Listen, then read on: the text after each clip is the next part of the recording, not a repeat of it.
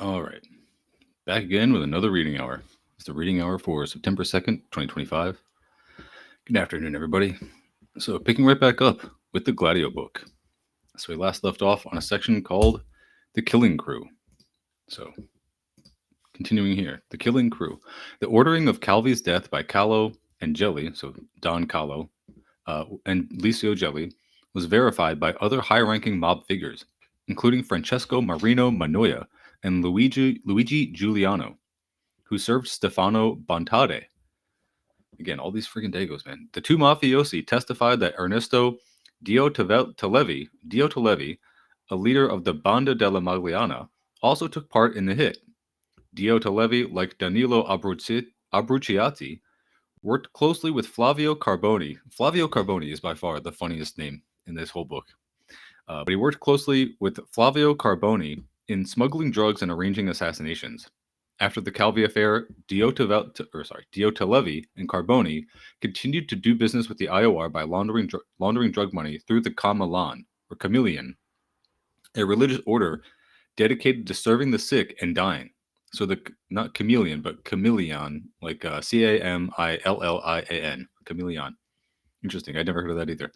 It was only to be expected that members of the Banda della Magliana would emerge from the shadows of Blackfriars Bridge. No murder by contract group had been more useful to P2 and the commanders of Operation Gladio.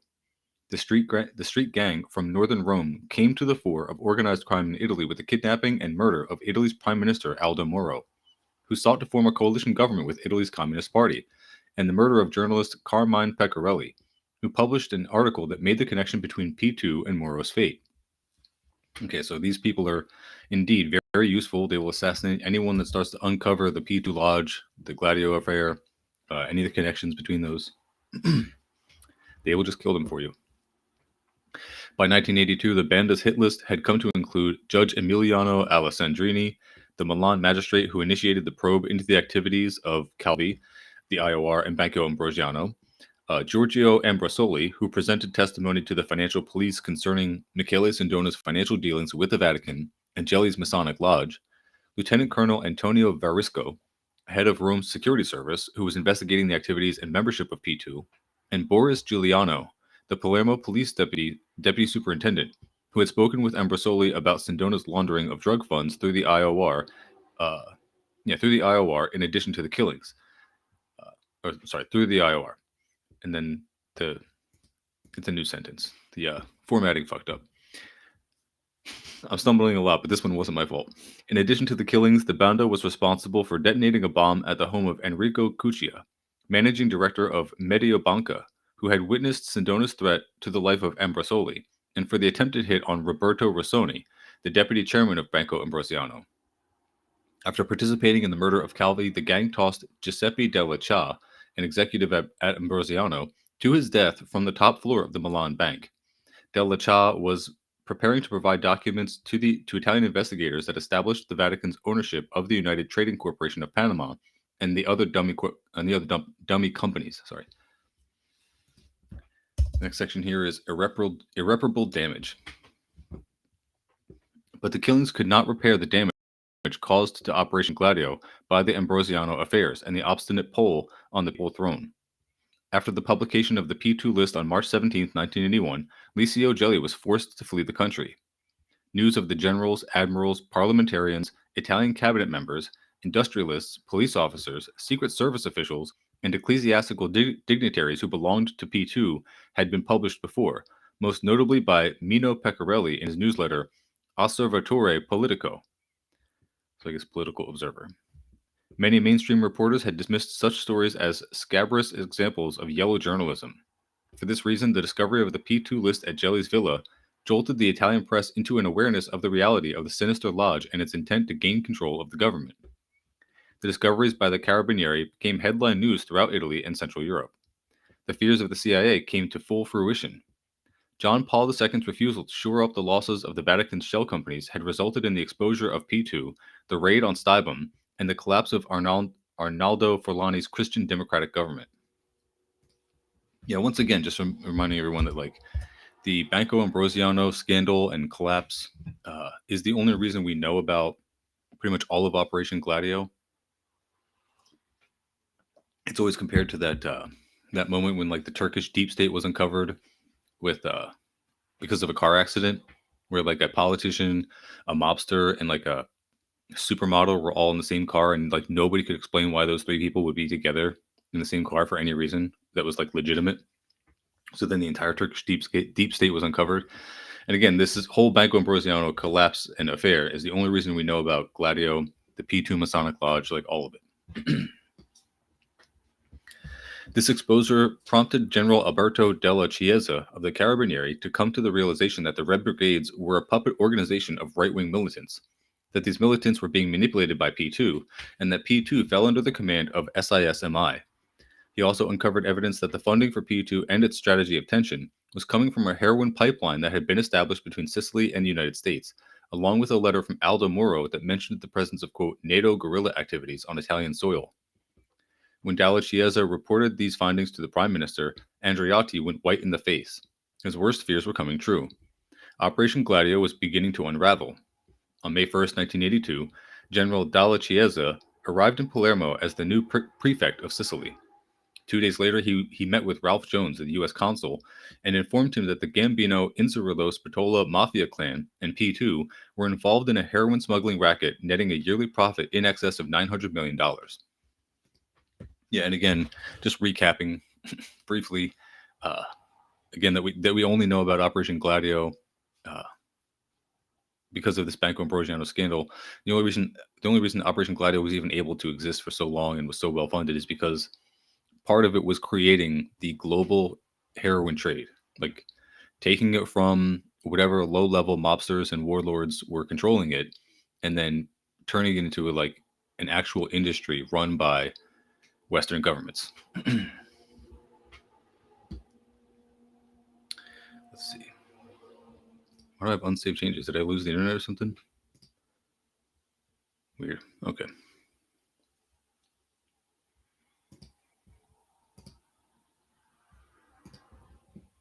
Well, continuing on. Hopefully I didn't lose connection.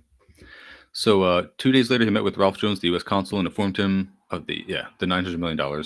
Word was passed to the Federal Bureau of Investigation, and the extended Gambino crime family in New York and New Jersey were put under constant surveillance. On September 3rd, the general and his 32-year-old wife were gunned down and killed on Via Carini by a team of 6 assassins.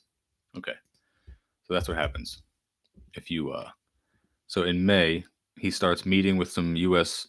representatives or U.S. What do you call them, counterparts in the American government, telling them like, hey, this is what we're investigating in Italy. Maybe you should look into it on your end. He said he does that in May, and then by September, he is gunned down by assassins. On sacred ground is the next section here. 1 month after Calvi's death, commissioners from the Bank of Italy appeared at the IOR to confront Archbishop Marcinkus about his part in the collapse of Banco Ambrosiano. Most of the $1.75 billion remained missing, and Marcinkus had issued the letter of patronage, acknowledging the Holy See's ownership of the 8 dummy corporations that consumed the cash. Again, so he had written this letter, made sure it was put out from the Vatican, like official offices and everything, saying that the Vatican did control these dummy companies, and then when Pope John Paul II doesn't play along and continue to claim ownership of these dummy companies, the whole thing collapses. In response to the commissioner's questions, Marcinkus produced the counter letter, signed by Calvi, which stated that whatever happened to Banco Ambrosiano and the 8 corporations mentioned in the patronage letter, the Vatican, quote, would suffer no future damage or loss. The Archbishop then showed the commissioners to the door, informing them that neither the Bank of Italy nor the Guardia di Finanza possessed any jurisdiction within the sanctified walls of the Vatican City. But the Italian government maintained pressure on the Holy See for full disclosure of its involvement in the Ambrosiano affair. Quote, the government, said Italy's Treasury Minister Beniamino Andreatta after meeting with Marcinkus, is waiting for a clear assumption of responsibility by the IOR. While the waiting continued, the Italian press ran daily articles about the Vatican and its relationship with the Sicilian Mafia and P2. Rome's daily newspaper La Repubblica began to publish a cartoon strip called The Adventures of Paul Marcinkus. To quiet matters, Cardinal Agostino Casaroli, the Vatican's Secretary of State, proposed the creation of a 6-man commission. Oh, they like these 6-man teams, do they? He proposed the creation of a 6-man commission to make an investigation into the Vatican's involvement in the collapse of Banco Ambrosiano. 3 were to be named by the Vatican and 3 by the Italian Ministry of the Treasury. Okay, fair and balanced, I guess. The Italian government complied with the proposal. The results, as expected, were inconclusive. Hilarious. At the end of October 1982, the Vatican officials ruled that the Holy Mother Church had no interest in the dummy corporations and had not been involved in the plot to drain the bank of its wealth, while the three Treasury officials ruled otherwise. Okay. So both teams just sided with their own hirers, with their own employers. No way. That's so wild. Who could have expected such an outcome? Proof of guilt is the next section here.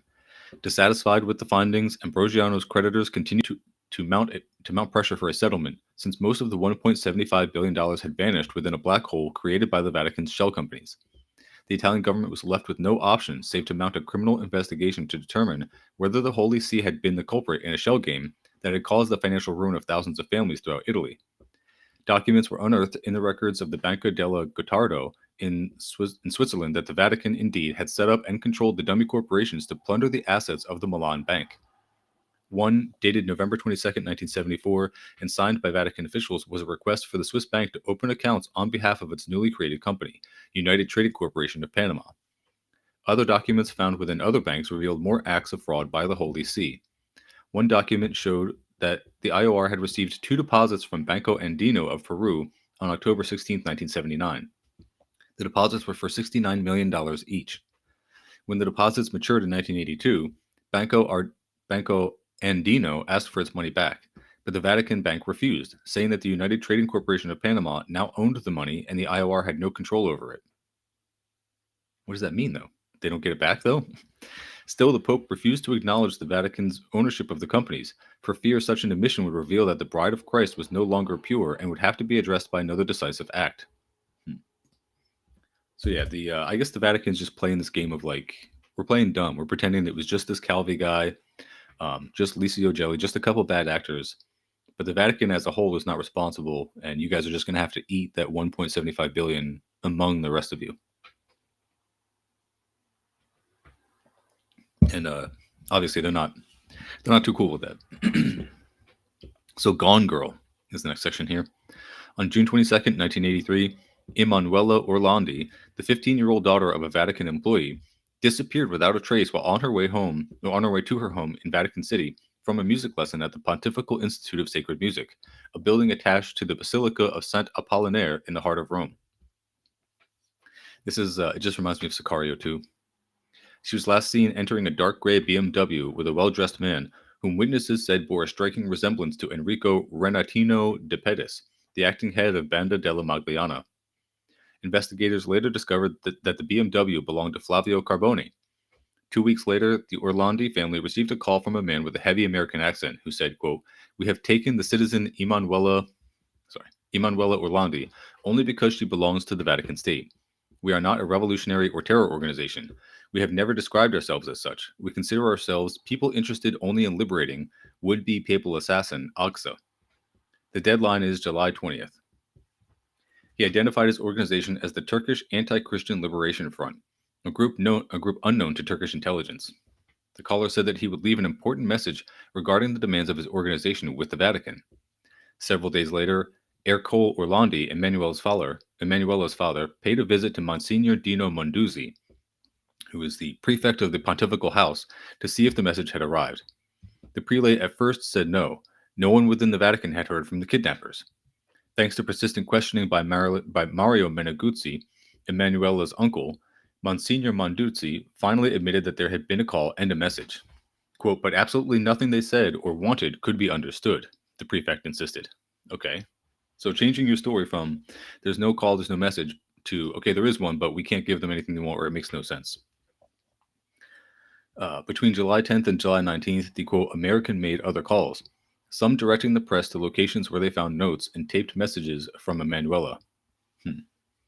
On July 20th, the mysterious caller contacted ANSA, Italy's national newswire service, to say, quote, "Today is the last message before the deadline of the ultimatum expires." Okay.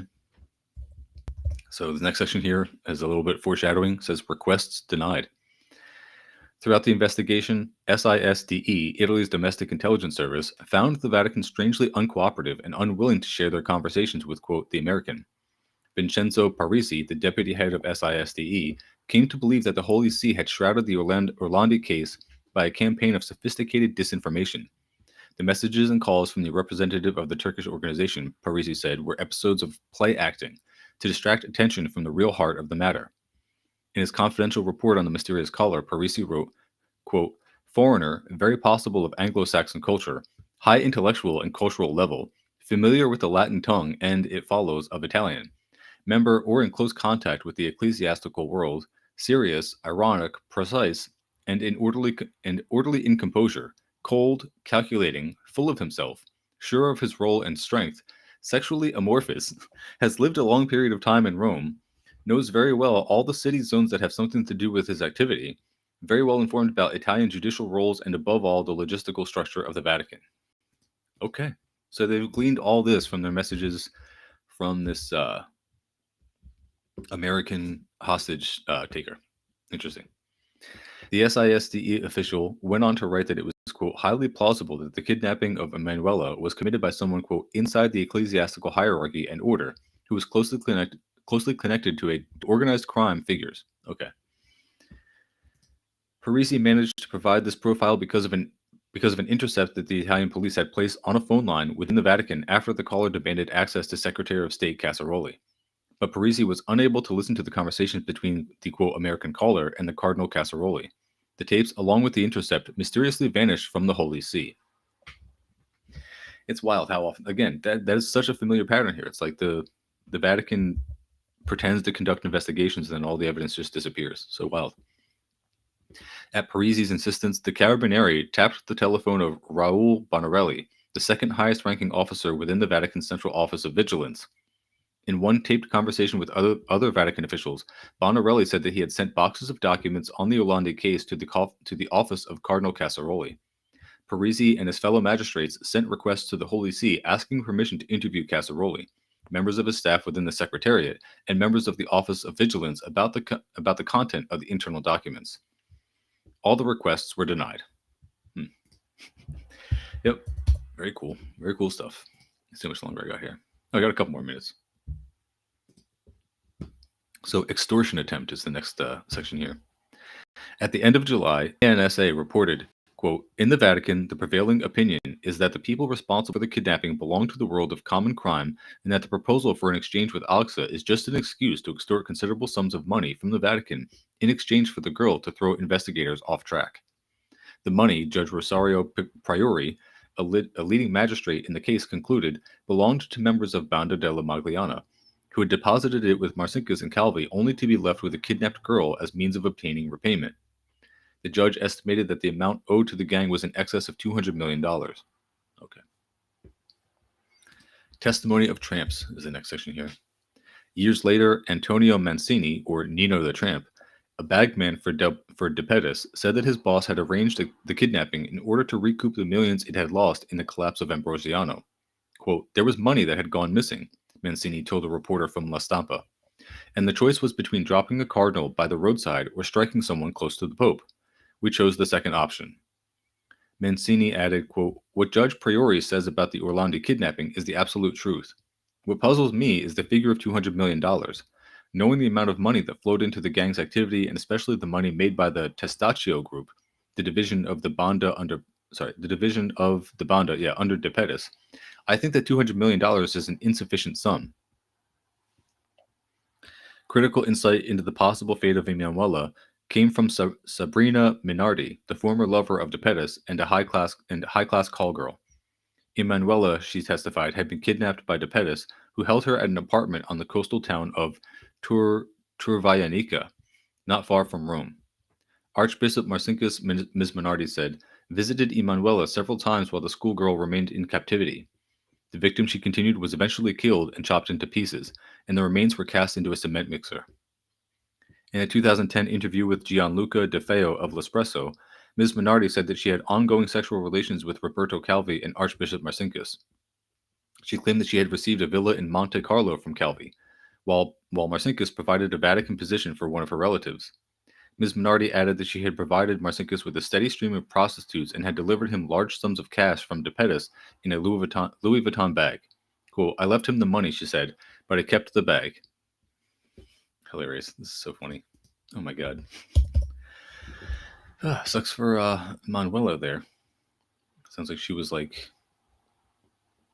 do you even get to be in that position where you're like a child who lives in like the Vatican City? It's like, I guess it's like being royalty. We will bookmark it here for today. And I will switch over to the Western Marxism book. All right, so now picking up with Western Marxism, again by Losurdo, translated by Rockhill. This assumption can be read in a book published in the same year that the police in Paris carried out a merciless hunt for Algerians, who were drowned in the Seine or beaten to death, and all this in broad daylight, more precisely in the presence of French citizens, who, under the protection of the rule of law, happily attended the spectacle. So much for, quote, formal equality. Thus, in the capital of a capitalist and liberal country, a double right applies, which excludes a specifically determined ethnic group that is subject to arbitrariness and police terror. If we then look at the colonies and semi-colonies, for example, Algeria or Kenya or Guatemala, a formerly independent country but de facto a U.S. protectorate, then we see the capitalist and liberal ruling state resorting to large-scale and systematic torture, concentration camps, and genocidal practices against the indigenous inhabitants. Of all this, there is not a trace in Bobbio, de la Volpe, or Bloch. The peoples in the colonies or of colonial origin also remain absent when Bloch, the author of Natural Law and Human Dignity, deals with Grotius and Locke. The appraisal of their natural law orientation takes place without a hint of their justification for the enslavement of blacks. Or when he speaks of the American War of Independence, the homage paid to the, quote, young free states completely conceals the importance of slavery in the United States' political social reality and even in the Constitution of the United States.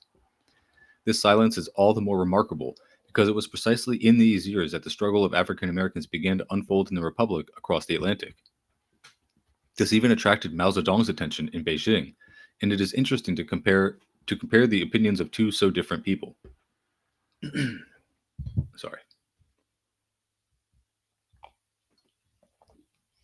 Yeah, once again, just pointing out the glaring blind spot of Western Marxism, ignoring the global South entirely, ignoring all the colonized countries, ignoring the people that inhabit them, the people that are suffering under that liberal democracy you are praising, and demonizing the Soviet Union. While the German philosopher laments the merely, quote, formal character of liberal and capitalist equality, the Chinese communist politician approaches the matter quite differently. Certainly, he points out that blacks have a much higher unemployment rate than whites, that they are confined to the lower segments of the labor market and forced to put up with reduced wages. But this is not all. Mao draws attention to the racist violence unleashed by the authorities of the southern states and the gangs tolerated and encouraged by them, and he praises the, quote, struggle of the black American people against racial discrimination and for freedom and equal rights. Yeah, I'm sure, I don't know the time frame, but I assume Mao knew of the Black Panthers and probably supported them. Bloch criticizes the bourgeois revolution, quote, because equality was restricted to the political sphere. Mao, looking at African Americans, points out, quote, that most of them are deprived of the right to vote. Yeah, just this morning, I posted a picture of, it was a Klan member with his face covered, hanging a noose out the passenger window of a car, driving by African Americans who were in line. That was the caption. He was like threatening African Americans in line to vote in a primary election. It wasn't even like an election. It was just a primary, and that is tolerated. The Klan still exists. Other countries have pointed it out, and it gets called Russian or Chinese propaganda. But they have rightfully pointed out that the Klan still exists with all the surveillance that the U.S. has, all the ability to police its citizens and control speech, and dismantle gangs. The Klan still exists. That is intentional. Turned into commodities and dehumanized by their oppressors, the colonial peoples have fought memorable battles for their recognition for centuries. But with Bloch, one can read, quote, the proposition that men are born free and equal can already be found in Roman law. Now it should also be found in reality. By contrast, the above-mentioned article by Mao from 1963 concludes, quote, the evil colonialist imperialist system rose with the enslaving and trafficking of the black people, and it will certainly not come to an end without the complete liberation of the black people. The same can be heard from Vietnam, where a great national liberation struggle was underway. It was led by Ho Chi Minh, who had already accused the Third French Republic in 1920 with the following words, quote, so goes justice in Indochina. For in that country, there is one law for the Annamese and another for the Europeans, or those holding European citizenship. They have not only, quote, been oppressed and exploited shamelessly, but also tortured and poisoned pitilessly. and suffer, quote, all the atrocities perpetrated by the predatory capitalists in Indochina. As you can see in the text of Mao and Ho Chi Minh, quoted here, there is neither Della Volpe's underestimation of the libertas minor, nor the illusion, shared in various ways by Bobbio, Della Volpe, and Bloch, that capitalism and liberalism would guarantee at least, quote, formal equality or even, quote, political equality. In a way, the Chinese and Vietnamese leaders recalled Lenin's remark, quote, the most liberal and radical personalities of Free Britain become regular Genghis Khans when appointed to govern India. Oh my God, he's literally doing that meme that has been going around forever. That's another one I posted this morning. It was like that proud liberal account saying you're still going to be whining about dead kids while people in your country are getting taken away forcibly because you don't know how politics works. It's like liberals, they just sound like Adolf Hitler. As soon as you start talking about the third world, as soon as they're talking about anyone in the global south, any of the colonized countries that they just do not care about, they blatantly do not, they proudly do not care about. In the capitalist liberal metropolis itself, quote, violations of the equality of nations are evident. In 1920, Lenin pointed to the example of Ireland and of the Negro of America in England, as in the United States, the, quote, guaranteed rights of national minorities are trampled underfoot. Mao, like Ho Chi Minh, also would have been able to refer to the passages in which Marx denounced liberal England's treatment of Ireland, a colony within Europe. Its policy is even more cruel and terroristic than that of autocratic Tsarist Russia toward Poland.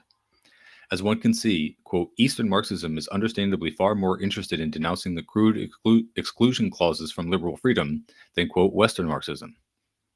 Yeah, that is a great way to put it. They actually will denounce the huge blind spots, the huge gaps in actual freedom provided by, quote, Western Marxism, such as it exists. All right, this next section is section 2, Althusser and the critique of, quote, humanism. Let us turn again to the debate initiated by Bobbio in 1954. There was a contribution to this debate that is noticeably different from that of Della Volpe. The discussion with the Turin philosopher was conducted in this way. Quote, when and to what extent were those liberal principles on which the English state of the 19th century was established the perfect model, I think, of the liberal regime for all those who argue like Bobbio? When have these principles ever been applied to the peoples in the colonies? The truth is that the liberal doctrine is based on a barbaric discrimination between human beings, which rages not only in the colonies but also in the metropolis, as the fate of blacks in the United States shows. For a large part deprived of basic rights, discriminated against, and persecuted. The statement does not degrade, quote, formal freedom to a libertas minor, but at the same time, it does not lose sight of the fact that it was precisely the liberal West that denied countless people the enjoyment of this freedom. The cited contribution comes from an author almost completely forgotten today, Palmiro Togliatti, then General Secretary of the Italian Communist Party. Is he a representative of, quote, Western Marxism? In any case, it should be noted that he was not a professional philosopher, but a politician by profession, and moreover, organically connected, so at least his critics claim, with quasi-Eastern, quote, actually existing socialism. Yeah. Seems like he has a better insight for that.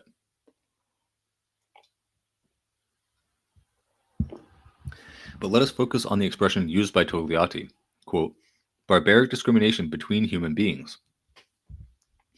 This judgment is inspired by the, quote, integral humanism, which, according to Gramsci, constitutes communism.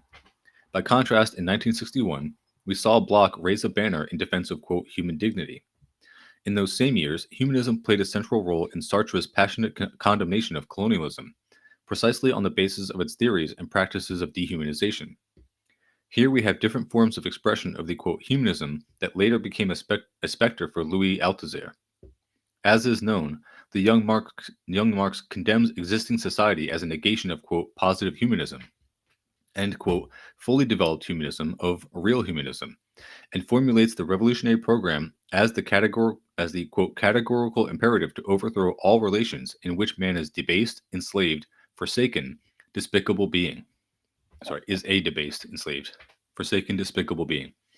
For Althusser, these formulations are ideologically naive, which would fortunately be overcome by the mature Marx from about 1845, when the, quote, epistemological break had taken place and the humanistic rhetoric that supplanted the class struggle had been replaced by historical materialism, or rather, science by history. Yeah, I always hear a lot of a lot of like socialist thinkers and theorists making the distinction between young Marx and older Marx, like late Marx. Um, it seems like that's a pretty good summary of it. In reality, this alleged rhetoric is louder than ever in the manifesto of the Communist Party, which calls for the overthrow of a system, the capitalist one, which disregards the human dignity of the vast majority of the population. The accused are socioeconomic conditions, which for the proletarians entail, quote, training to act as a machine, turning them from childhood into, quote, simple articles of commerce and instruments of labor, and an appendage of the machine, in which the, quote, living person is dependent and has no individuality, and as a mere appendage of capital, which is, quote, independent and has individuality. However, the manifesto of the Communist Party is, according to Althusser, among the works of theoretical transition, and not among the, quote, mature works in the full sense. Let us therefore consider the words with which capital accuses the capitalist system. The hunt for profit leads to a, quote, Timur Tamerlanish prodigality of human life. What do you mean? I don't know what that means.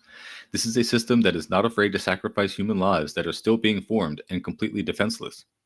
Marx speaks of the, quote, great Herodian kidnapping of children practiced by capitalists in the infancy of the factory system, in workhouses and orphanages, by means of which robbery, unresisting material for exploitation was procured. The human cost of capitalism is terrible. Think of the formation of the textile industry in England. The necessary raw material was obtained by fencing off the commons, which had fed large masses, and turning them into sheep pasture. The dispossessed people were thus abandoned to hunger and despair. In summary, Marx quotes Thomas More, who speaks of the land where they, quote, eat up and swallow down the very men themselves. Bourgeois society, according to Marx, likes to celebrate itself as, quote, in fact, a very Eden of the innate rights of man, while in reality, human labor, indeed mere man, plays a very shabby part. As soon as we move from the sphere of circulation into the sphere of production, we notice that the wage worker, far from being recognized in his dignity as a human being, quote, is bringing his own hide to market and has nothing to expect but a hiding. Damn. Yeah, if only capital wasn't so difficult to get through.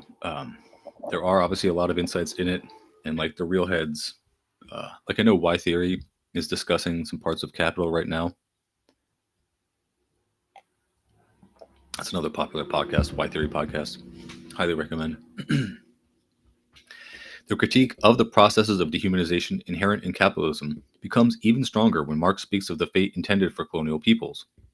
With the, quote, rosy dawn of the era of capitalist production, Africa is transformed into a, quote, warren for the commercial hunting of black skins.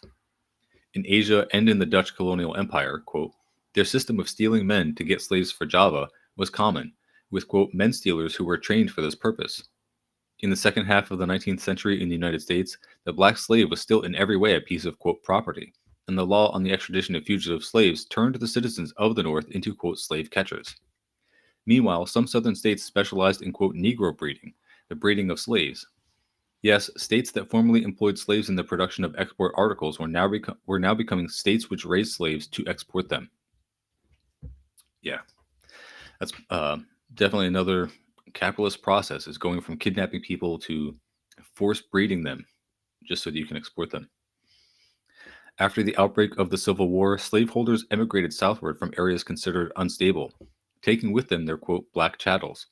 As can be seen, even in the writings of the, quote, mature Marx, the reproach was repeatedly directed at bourgeois society for degrading a vast majority of humanity to, quote, machines, to instruments of labor, to commodities that can be wasted at will, to articles of commerce and articles of export, to movable goods that their master has at his disposal like pieces of luggage, like livestock that can be raised, or like hunting game, of which the leather can be tanned.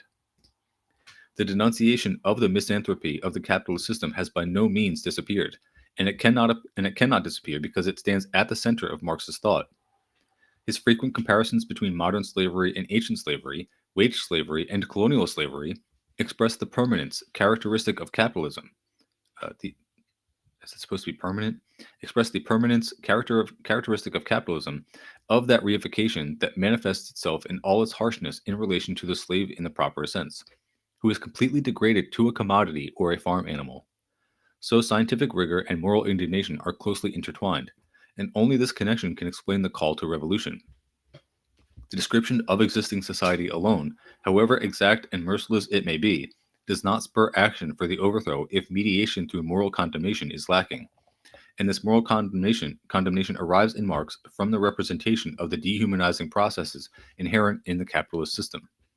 From there, the realization of a new order is perceived as a, quote, categorical imperative in Marx's youthful writings and in those of his maturity. So it doesn't seem like there's really that much of a difference in young and older Marx. It seems like he's got a pretty steady through line, according to this book. And it makes sense described this way. If the, quote, theses on Feuerbach conclude with the condemnation of philosophers who show themselves incapable of changing a world in which human beings are downtrodden and degraded, then Capital is a, quote, critique of political economy, as its subtitle reads. Also, in regard to morality, the, quote, political economist is criticized not only for his theoretical errors, but also for his, quote, stoical peace of mind. That is, for his inability to feel moral indignation in the face of the tragedies provoked by bourgeois society. The continuity in Marx's development is evident, and what Althusser called an epistemological rupture is merely the transition to a discourse in which the moral condemnation of the misanthropy and anti-humanism of bourgeois society is expressed in a more concise and succinct way. Okay, so he's just expressing it better. He has a better handle on his ideas, and as he gets older, he is more able to express them clearly, succinctly. Makes sense. His next section is section 3, From History to Science, or From Materialism to Idealism, From World History to Eurocentrism. The reasons for Althusser's attitude are quite understandable. These are the years in which the flag of, quote, humanism was waved in order to dampen the struggle against imperialism. Kind of today how they're talking about like abundance, or I mean, even just calling it liberalism. Like anyone who is a proud liberal or who is like unironically a neoliberal at this point is like unironically an ardent defender of imperialism and colonialism at this point. Thus, the development that would lead later to Gorbachev's surrender had begun. Strictly speaking, the philosophical critique of humanism, insofar as humanism tended to obscure social conflict and the sharpness of such conflict, is at the same time a polemic against the, quote, conceptions which are tainted with reformism and opportunism, or quite simply revisionist, that were widely disseminated in these years. Unfortunately, this polemic arose from the wrong presuppositions. First, it should be noted that it is not only the appeal to ordinary humanity and morality that can make us forget class struggle, but also the exhortation to science. And yet, the French philosopher justifiably takes a stand against the slogan, quote, bourgeois science, proletarian science, and acknowledges that Stalin resisted the, quote, madness of those who were making strenuous efforts to prove language in ideological superstructure. Thanks to these, quote, simple pages, writes Althusser, we could see that there were limits to the use of the class criterion, and that we had been made to treat science, a status claimed by every page of Marx, as merely the first comer among ideologies. Can the application of the class criterion to morality be considered without limits? Can positions that profess the unity of the human race actually be placed on a par with those which, in practice and sometimes even explicitly in theory, dehumanize large masses of people and degrade human beings to subhumans intended merely for enslavement or destruction? In his confrontation with a humanistic understanding of Marxism, Althusser never tires of repeating that Marx does not start from the, quote, human or the individual, but from the historical structures of social relations. But oddly enough, he takes the concept of, quote, human or individual for granted. Here, reference may be made to Nietzsche, who condemned the Paris Commune as the work of a, quote, barbaric slave state, unleashed in the name of human dignity and the dignity of human labor, and then condemns socialism as a simple means of agitation employed by individuals. He posed the idea that many people are persons. Most, however, are not persons, but rather mere bearers and transmission instruments. Interesting. I'll read this last one here. In other words, the idea of the individual or of a human being as such is anything but a matter of course. It is rather the result of gigantic struggles for recognition, which were conducted precisely under the banner of the humanism so despised by Althusser. This point already applies to the wage workers in the metropolis, who have been dehumanized by the liberal tradition often enough into working tools, two-footed machines, working animals, and it applies especially to the colonial peoples. There is no point in opposing the historical structure of social relations to the idea of the human being, or the individual as such, because this idea presupposes radical political and social changes. When Althusser emphasizes that humanism is ultimately bourgeois, He argues analogously to Bloch. In one case, as in the other, bourgeois society is accused of adhering only to, quote, formal equality, and the formal inequalities and the associated profound processes that characterize capitalism are repressed. All right, so I'm going to bookmark this one here, and then pick up with the Soviets book. All right, so now we'll switch over to The Soviets Expected It by Louise Strong. Again, this is the book describing life in the Soviet Union and the beginning of World War II from the Soviet point of view. So we're in the section, The Baltic Goes Soviet. Among the reasons they gave was the fact that a large group of high Nazi officials had arrived some days earlier in one of the leading hotels of Kaunas, in connection with a grand quote sport festival of German sport clubs who were coming both from Germany and from all parts of the Baltic to convene in Kaunas during the coming weekend. In the existing international situation, the convoking of all these athletic young Germans looked suspiciously like preparations for a coup d'etat. President Smetona of Lithuania and the chief of his secret police, suspected of pro-Nazi plotting, fled to Germany as the Red Army, presumably an ally, arrived. Why would you flee to Germany if your ally arrives? Why would you flee to the enemy country? The march was totally different from the modest entry of a few troops for naval bases that had occurred the previous autumn. The Red troops came swift and dusty as if hastening to battle. They posted men at the Kaunas railway station as if war had arrived. But Hitler was not ready for a showdown, so Berlin hastily denied that any friction had been created by the Red Army's march into the Baltic states. Ralph Barnes, Berlin correspondent for the New York Herald Tribune, was expelled from Germany for sending a story implying friction. A year later, in his declaration of war against the USSR, Hitler admitted that he had been greatly annoyed as he had always considered Lithuania part of the sphere of, quote, German political interests. I love imperialists always claiming that everything is their backyard. The most applauded folk in all Lithuania during my visit were the Red Army boys. At concerts, dances, trade union meetings, I heard them mentioned scores of times and never without cheers. In the early weeks, they were not yet our army, for Lithuania had not yet become Soviet. They were cheered as, quote, our great ally.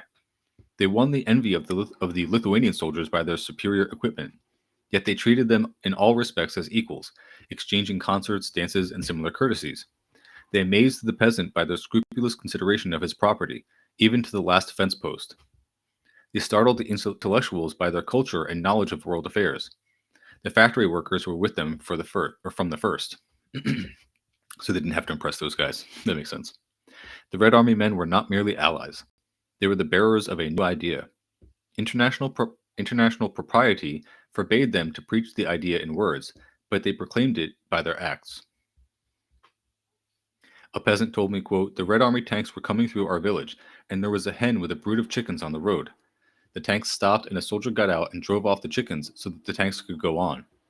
Our own Lithuanian soldiers are not as careful of the peasant's property as that. Peasant children were soon shouting with delight as they were given joyrides in the Red Army's trucks. Workers in Sialiai, it's Siauliai, Sialiai. Workers in Sialiai told me that an aged worker, bedridden from arthritis and given up by the local doctors because he was too poor to pay, had received medical help from a Red Army surgeon who was brought to him by one of the local Sialiai communists.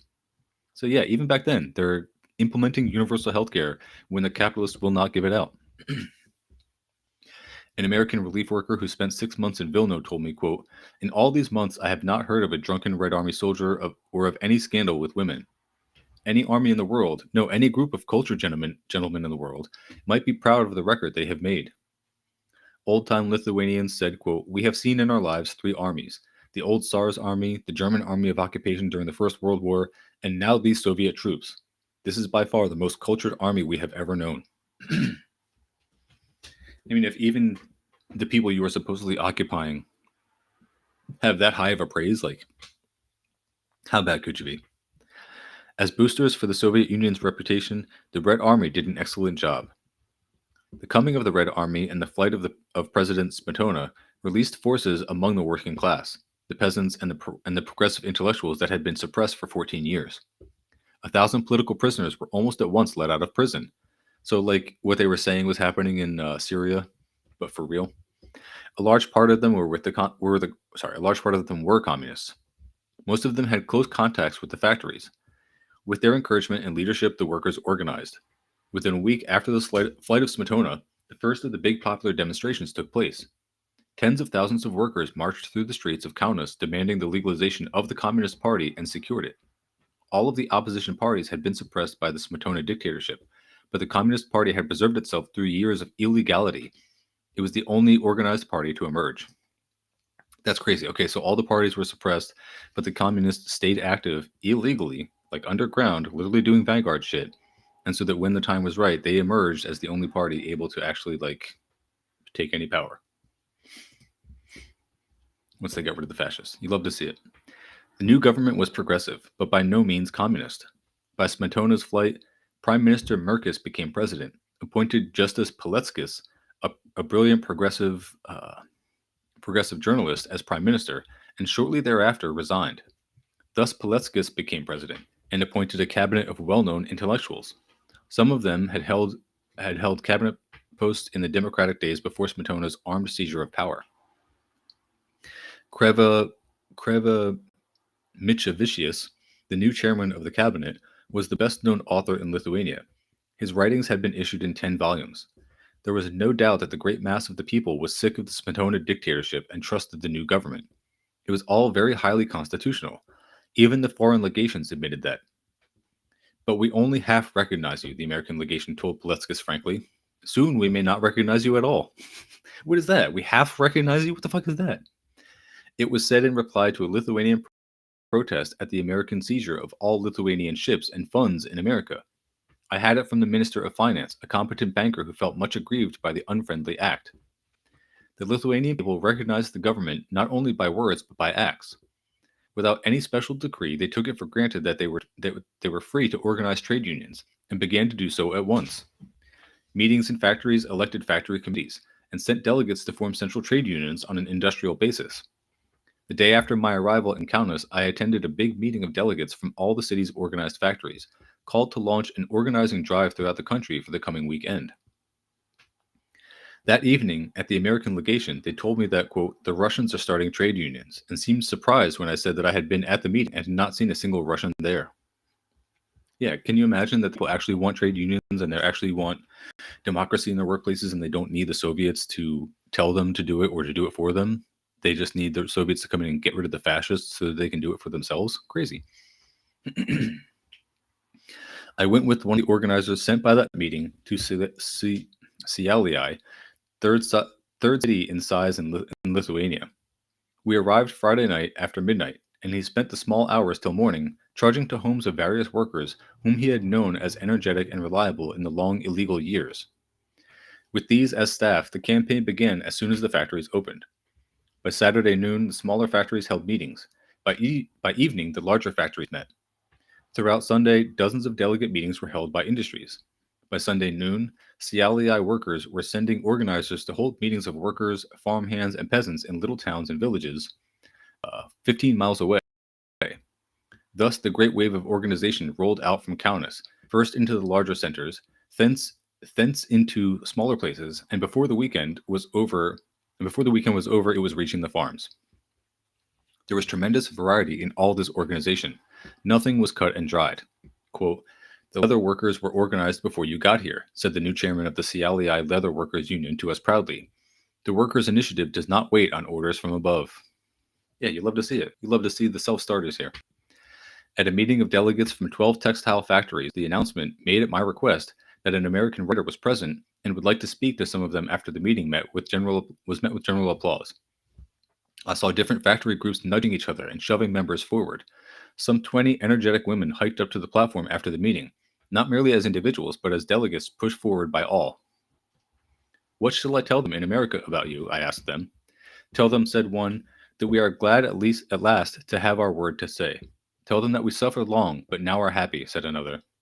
Yes, happy, but also afraid, said a third. I asked what she was afraid of. I am afraid that somehow or other those lords, bosses will manage to come back again. Then they will kill us entirely, she said. The foreman in our factory is scaring us, she added apologetically. He says, go ahead while you can, but when you have to go back. In the city of Vilno, I found the new government attacking the problem of nationalities. We must end this evil process whereby Poles first suppress Lithuanians and then Lithuanians suppress Poles, said Vilno's new governor to me. Vilno has 7 nationalities. All lived in full separation and hated each other. Whoever solves the problem of Vilno will solve the problem of Europe, they used to say around quarters of the League of Nations. The new progressive government was trying to solve it. Under Smetona, only 30,000 people in Vilno had the vote. Now it was given to everyone at once. Smetona officials would only receive requests in the Lithuanian language, which most of the people of Vilno, after 20 years of Polonization, could not speak. The new government sought officials who could speak as many languages as possible and required them to handle matters in whatever language the citizens chose to speak. Road building, public construction works, and a system of public relief were set up to meet the needs of Vilno's 100,000 unemployed. In my talk with the governor of Vilno, a chance remark of mine reminded him that it was the season for mushrooms. He turned to his secretary, quote, make a note, he said.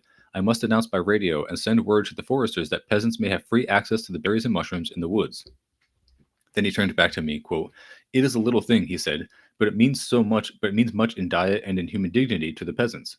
The Polish landlords never allowed it, nor did the Smetona government. I had overlooked it. I have only been 3 days on this governor's job.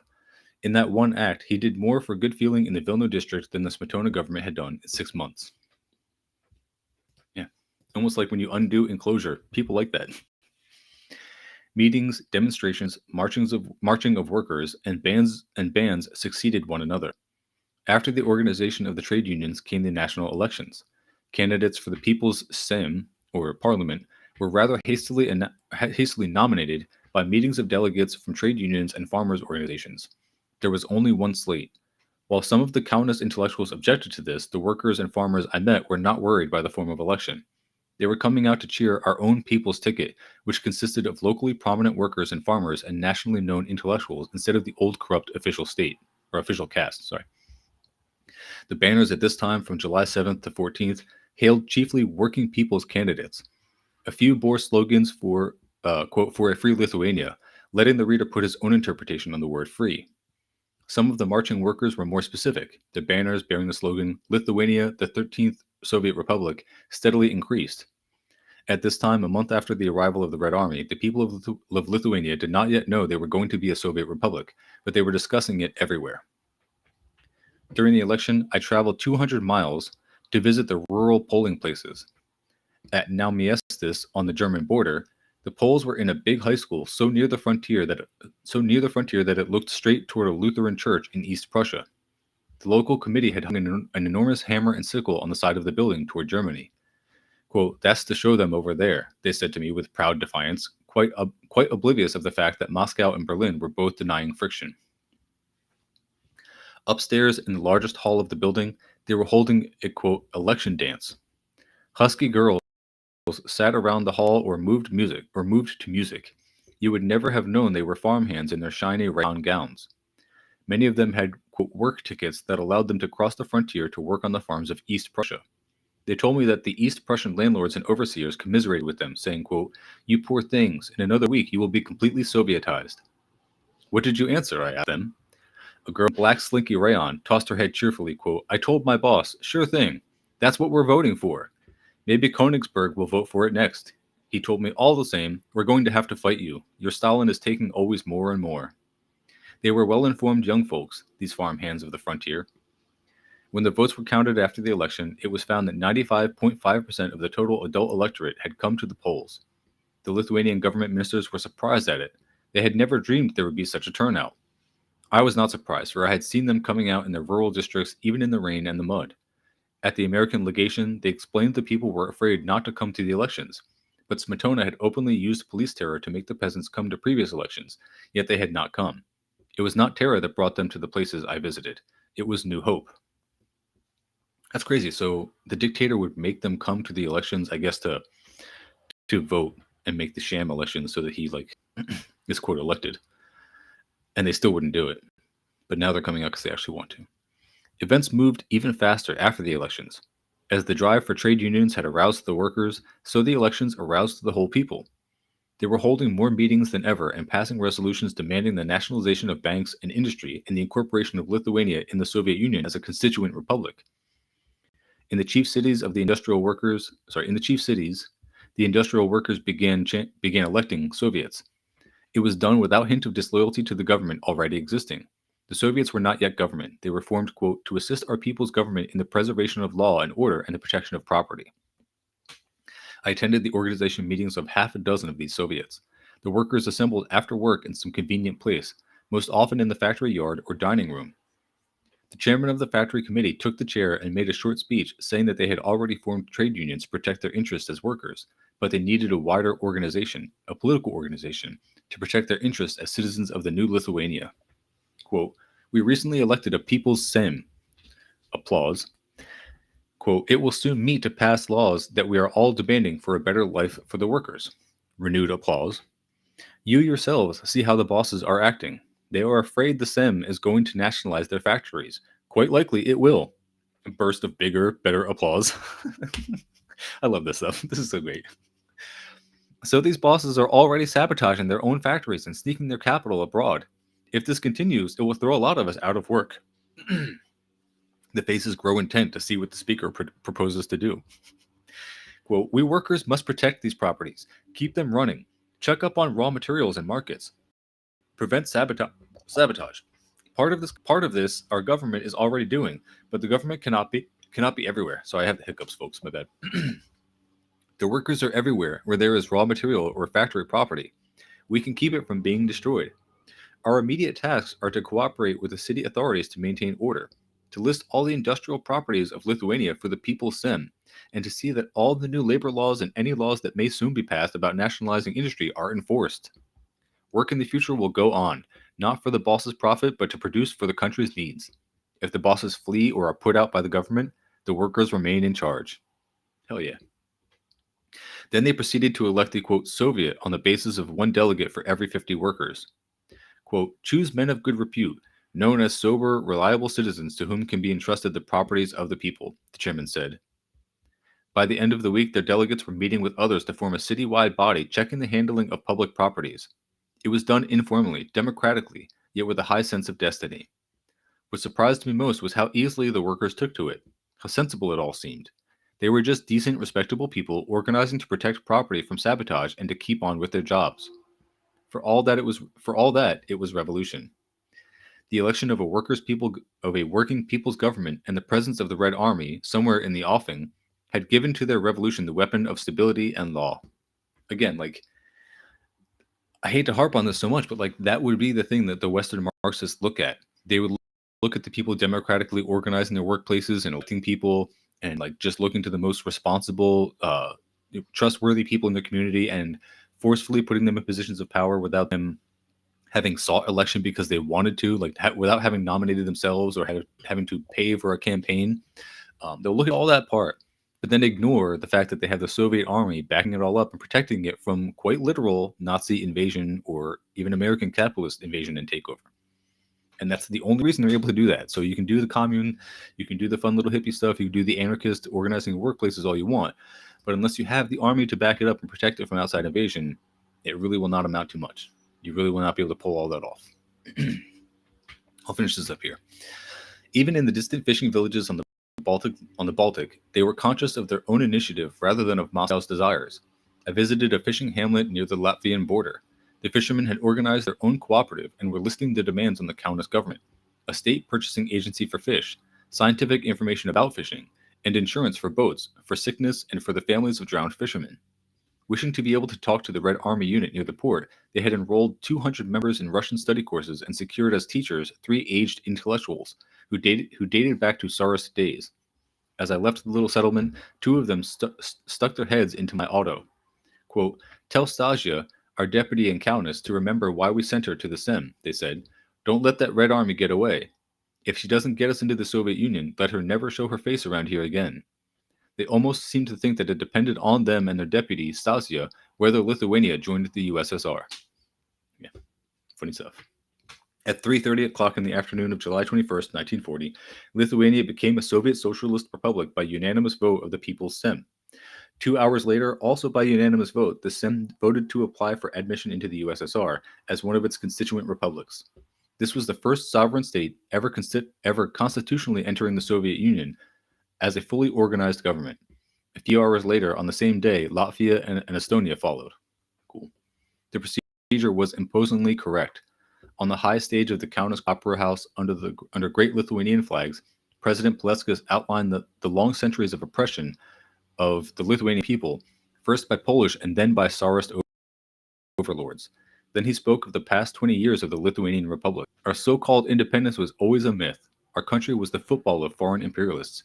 Its fate was decided in London, Geneva, Warsaw, Berlin, but never in Kaunas. It was oppressed by its own capitalists and by international capitalists. Never again will capitalists exploit Lithuania. It literally sounds like every other colony. It sounds exactly the same as every other example of capitalist imperialist colonialism. All right, folks. Well, I'm going to bookmark this one here, and then I'll try and do this again tomorrow.